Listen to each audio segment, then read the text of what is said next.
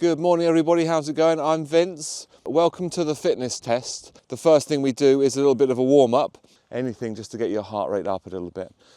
30 seconds or more of jumping jacks. Whew, that'll do. Mobility and flexibility, okay? So the first thing we're gonna do is overhead squats, all right? And you do 5 squats with your arms out in front of you. And it's just to check your squat depth, okay? So when you're ready, arms out in front of you, and you just see if you can squat down and come back up. So better if someone's watching you or you film it from the side and just see how low you can comfortably go, all right? Be careful with the knees, make sure they track over the toes. So when you've done 5 of those, you shake your legs out a little bit and see how low you went. So most people, they can kind of go hips above the knees, but ideally we're trying to go level, or if not, even lower if you can. Sometimes the heels will come up, which is fine, but over time we're trying to increase ankle flexibility and keep the heels on the floor. Sometimes you can put something underneath your wedges underneath your feet, so you get that push off the ground. So you shake out your legs a little bit, and then we do that again, but this time we see if we can have our arms over our head, just to see if it's see how much your shoulders, see if you lean forwards or not. Ideally, you'd have a bar above your head in future and you'd keep your arms straight. So 5 more of those with your arms up, going low and coming up, going low and coming up. See how you go. Don't have to be crazy low, don't hurt yourself, but just see what you got and try and keep your arms alongside your ears or back behind you a bit. And you kick out your legs. Very good, then we go into our seated forward fold. So you have your legs out in front of you, pushing through your heels. You could take a wide arms if you like, and then see how you go for your forward fold. Maybe your hands just reach your knees, maybe they get your shins, or if you're lucky, you might be able to get down towards your toes. And then with this, we just monitor, we see where you are now, and then come back to it in 6 months' time and see if you can get any deeper or if you've improved your flexibility. All right, a nice little cheat to finish on is if you bend your knees and have your hands underneath your calves, it might feel like you can fold a little bit deeper, because when the arms are up, your shoulders go up. You want to try and fold. You're trying to fold from the hips, okay? You're not trying to reach your toes really, you're just trying to fold from the hips. Have a long neck. And then you monitor where you are on that, you write that down. So we start out with push-ups. So ideally, if you're not very good at push-ups, you can obviously have your knees down on the ground and do your push-ups like this, okay? Trying to keep your elbows nice and close. But if you can you take your knees off the ground and do push-ups? And they're push-ups to failure. So your goal is about 5 to 15 reps. Careful of the wrist. If it's a bit strong for your wrist, you can nudge your hands forwards a little bit and try and get your elbows to go back towards you, not too much out to the side if you can. So the scaled version is on your knees. You can also, if you wanted to spice things up, you could go onto your elbows so you're off your wrists, and then go into dolphin dips where you take your knees off the ground and you dip your chin in front of your hands and then go back. You could try those, all right? But I'm gonna go for the standard one, so normal push-ups, 5 to 15 reps. Make a note of how many you achieve, okay? So when you're ready, give it a go. So noticing how tricky they are, and then just catch your breath, have a sip of water. Then we go into body weight squats. So the idea here is you've got a stopwatch and you've got 60 seconds to see how many body weight squats you can do. All right, and the goal is about 20 or more for basic endurance. So when you're ready, see how many body weight squats you can do. Oof, shake out your legs. So that's 60 seconds of body weight squats. Write down your number. Now it's about 30 or so. So well done on that. Next we go to plank pose. And this time, instead of push-ups, we're gonna go see how long you can hold a plank. So plank to failure. So you reset your watch, get ready with your watch, your phone or something, do a stopwatch, and then see how long you can do plank.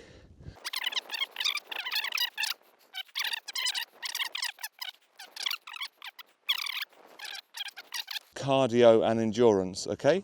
So here you need a step. So ideally 12-inch step, which is almost like 2 stairs in your house. If you're not used to this, 1 step works well. Again, if you just come back to that same step, so you've got a marker, you know where you're at.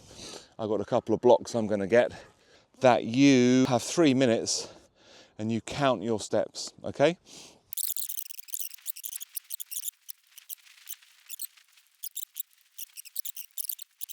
Pretty good stuff. I think that's about 55, 60. Write down your scores, remember your step, the burpee challenge. All right, so the idea is you've got 60 seconds and you get about 5 to 15 burpees in for beginners. They are hard, but you need them in your toolbox, yeah, your toolkit. If they're too tricky, you could do a broad jump instead, which is just a jump using your arms to swing, and you could do those and count those in 60 seconds. Or you could do jumping jacks like we did in the warm-up if you wanted to do those instead. But if you can do some sort of burpee, it's a really good discipline to have. Ideally, your hands go to the floor, you jump back. Some people lower their chest to the floor and then you jump up and then it'll jump, sometimes even a clap at the top. So you just go back, down, up, and a clap. So it's a little bit strenuous, but that's what we're here for. We're here to get you fitter and stronger, all right, and get your heart pumping. So you've got 60 seconds to see how many of those you can get, all right? Maybe you do broad jumps, maybe you do jumping jacks, and we're gonna go.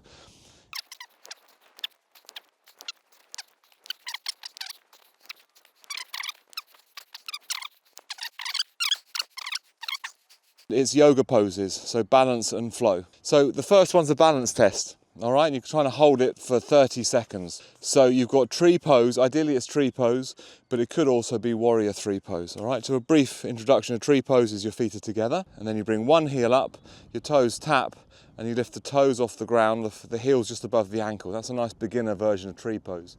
But as you know, we're trying to get the foot above or below, well, up on the inside of the leg.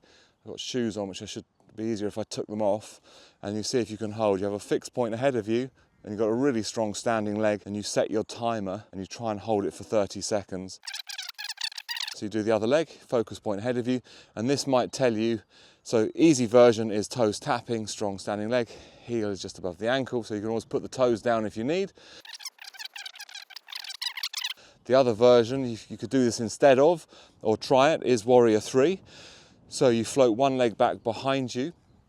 Your arms can go out to the side like aeroplane wings, but really they would go alongside your body, palms facing towards your hips, and you're trying to level off your hips.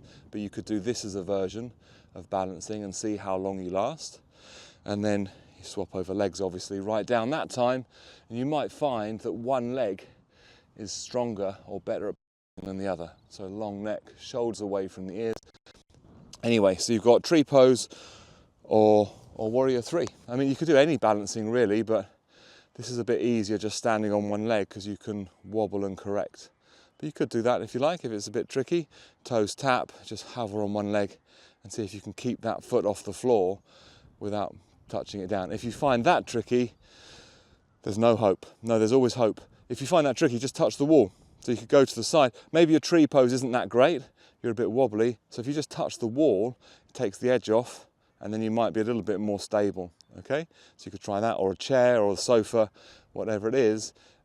Then we go for reverse lunges, okay? So you could do with a little weight here. You can do just body weight lunges, that's fine. But if you're half decent at those, or they're not too troublesome, you could grab a weight. Your max reverse lunges in 60 seconds. So you need your timer again. This one be really good if you had a heart rate monitor as well, because you can monitor your heart rate before, straight after, and then a minute after as well to see what your recovery is. So then ideally over time, obviously, you'll get better at recovering. You're going to get stronger with this workout. That's the whole point, okay? You hold a weight in front of you. It could be a kettlebell. I think this is, I did write it on one of them. This is 3.5, 4 kilos. Even if it's quite a lightweight, it's even lighter than this, just something to get you into the mindset of having a weight in front of you, all right? And then, you know, I used to cheat. I used to not go too far. Some people can't go too low with their knee, which is fine. That's another good thing. You could take a picture from the side and monitor your progress. But you are trying to dip your knee down. You can even put a cushion, a pillow or something underneath, a block with a towel on top, whatever it is, and then you can tap, then you know you're hitting that level. I used to use an ab mat, it's called. I used to use one of those and then just tap my knee each time. But if you build up with weight, then it's harder to go lower. So then it's good to have this. You've got 60 seconds. We can do this together and see how many you can get in. Okay, so I'm going to go in 3 seconds.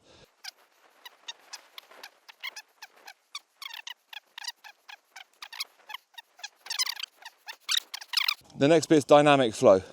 So sun salutations, breathing, your fluidity control, alignment and heart rate, just generally. So just do a couple of classic sun salutations.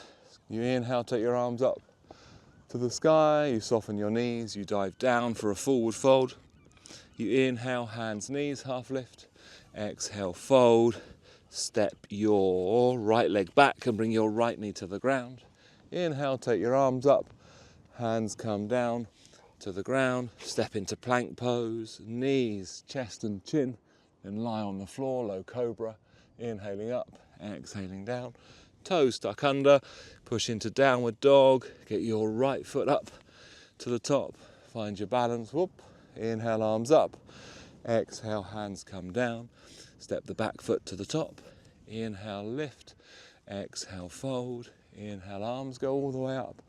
Hands come down in front of your heart, straight away the other side. Inhale, reaching up. Exhale, diving down. Inhale, lift. Exhale, fold. Left leg back, left knee down. Inhale, arms. Exhale, down. Plank pose. Knees, chest, chin. Inhale, back bend. Exhale, downward dog. Inhale, left foot up to the top and your arms go to the sky. Exhale, hands come down, back foot steps to the top. Inhale, lift. Exhale, fold. Inhale, arms go all the way up. Hands come down in front of your heart. And that's it, you catch your breath. Throw a stone. Good work, everybody. Right, you've made it. Not you, Harpo, you haven't made it.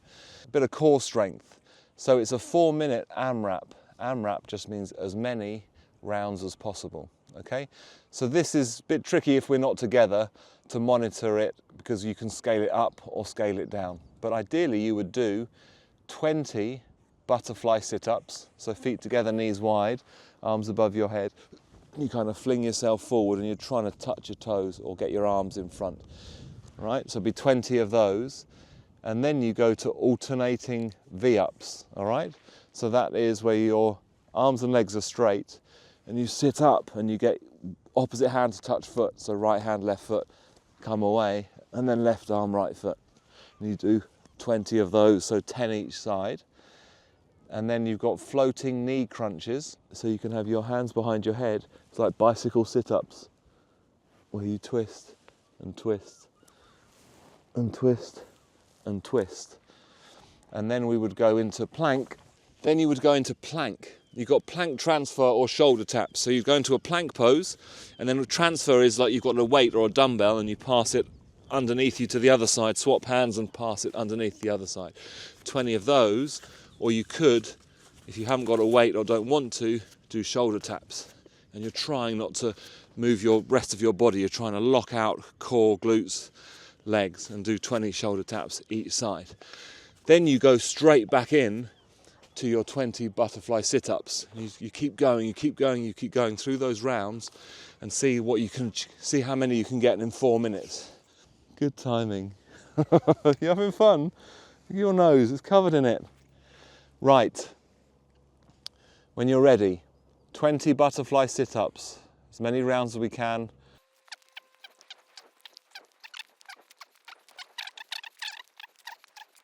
"20, 48 seconds gone. V-ups, alternating V-ups.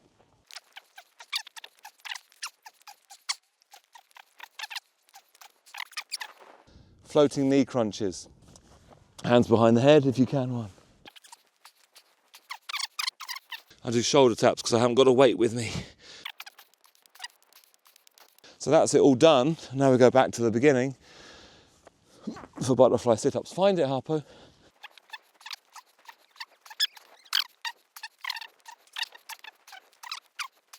28 seconds to go. V-ups. Oh, I love V-ups. Oh. 9. Oh, make it round number. 10. 4 minutes is done. So 10. I got 10 on the V-ups. Write down your score. And that's it. That's your 5 test components to your fitness test.